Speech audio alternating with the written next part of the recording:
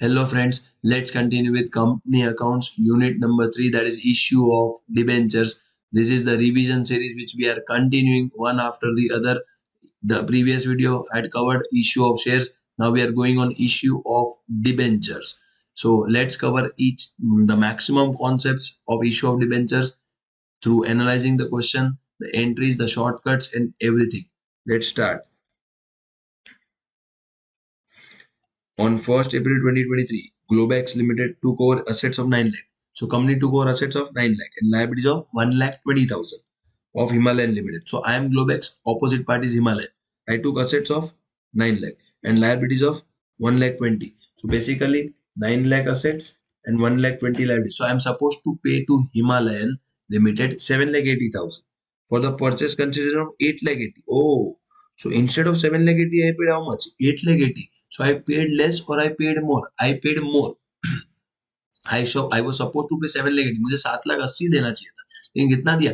8 लाख 80,000 दिया. मैंने ज्यादा पेमेंट किया. क्यों? मेरा नाम है मार्केट में. So that extra payment will be debited to goodwill account. किसको? गुडविल को डेबिट करेंगे. He paid the purchase consideration by issuing 8% debentures of 100 each at 10% premium on the same date.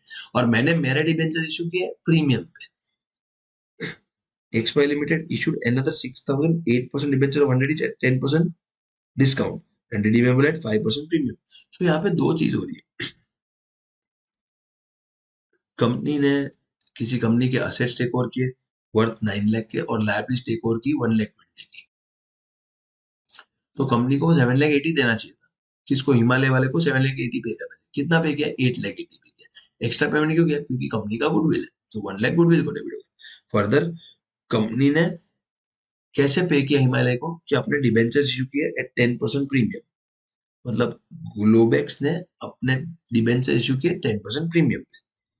पहले इसकी एंट्रीज कर लेते हैं, फिर हम लोग वो दूसरा पब्लिक को इशू किया ना उसका देखते हैं. तो let's see, I prepared the solution for you.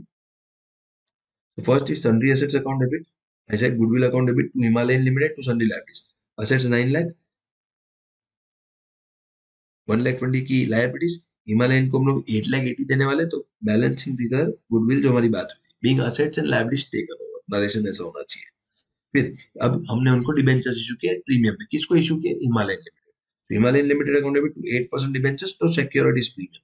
Himalayan को 8 लाख 80 देना था. नाउ मैंने कितने डिबेंचर इशू किए वो नहीं बोला है, लेकिन उन्होंने एक चीज बहुत क्लियर बोली, एक डिबेंचर 100 का है 10% प्रीमियम. सो कोई आपको अभी यहाँ पे नंबर ऑफ डिबेंचर्स निकालना बहुत ही आवश्यक है. It's very compulsory to find out the number of debentures. Then only हम डिबेंचर्स का अमाउंट और सिक्योरिटीज प्रीमियम का अमाउंट अलग अलग कैलकुलेट कर सकते हैं. तो कितना देना था मुझे हिमालयन को? 8 लाख 80. एक डिबेंचर 100 का मैंने कितने में इशू किया? 110 में. So the formula is amount divide by issue price. किसके लिए? To calculate number of debentures. To calculate number of debentures. ये चीज याद रखना गाइस. ऑलवेज जब भी नंबर ऑफ शेयर्स या डिबेंचर्स निकालने तो amount divide by issue price. मतलब जो भी अमाउंट मैंने पे किया हिमालयन को, कितना किया? 8 lakh 80,000 divide by issue price. एक डिबेंचर मैंने 110 में इशू किया, तो कितने डिबेंचर इशू किए? 8,000.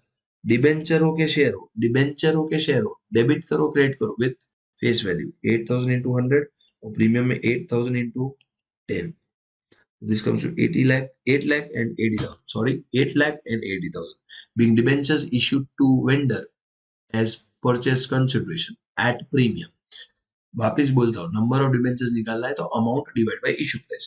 और डिबेंचरों के शेयर हो, डेबिट करो क्रेडिट करो विथ फेस वैल्यू. नाउ आगे बढ़ते हैं, आप क्वेश्चन बढ़ते हैं. XY Limited issued another 6,000 8% debentures of 100 each at a discount of 10%.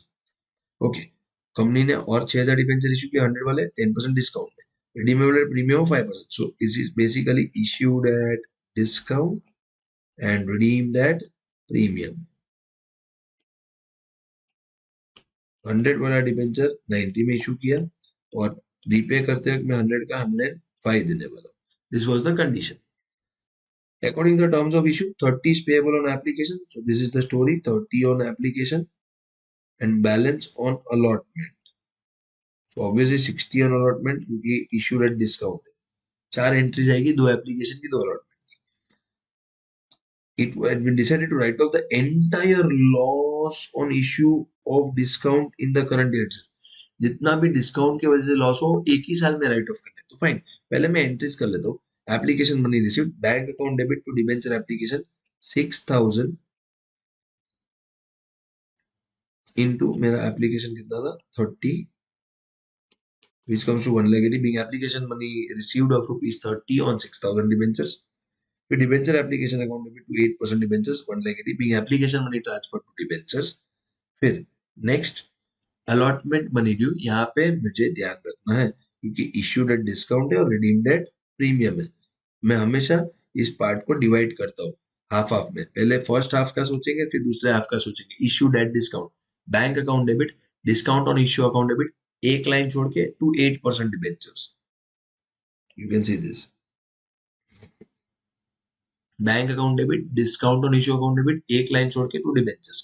Now redeemed at premium, मेरा फायदा है कि नुकसान है? फायदा है, तो loss on issue account debit to premium on redemption. अब गाइस मैंने बोला bank account debit, discount on issue account debit, loss on issue account debit to 8% debentures to premium on redemption. Discount भी मेरे लिए नुकसान है, लॉस ऑन इश्यू भी मेरे लिए नुकसान है, तो दोनों को मर्ज भी कर सकते हैं with one head, loss on issue debit.